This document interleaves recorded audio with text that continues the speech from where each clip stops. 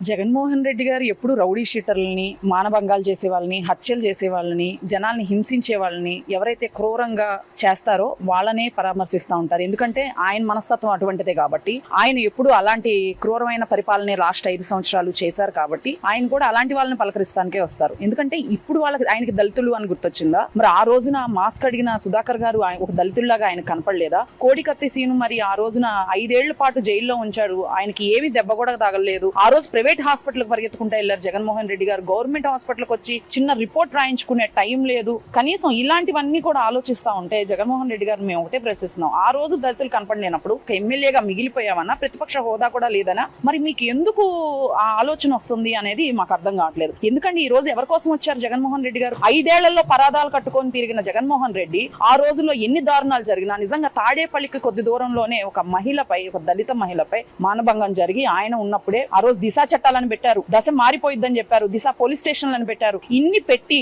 జగన్మోహన్ రెడ్డి గారు పక్కనే తాడేపల్లి కొంపకి పక్కనే ఉన్న మహిళను పరామర్శించడానికి నీకు టైం లేదే.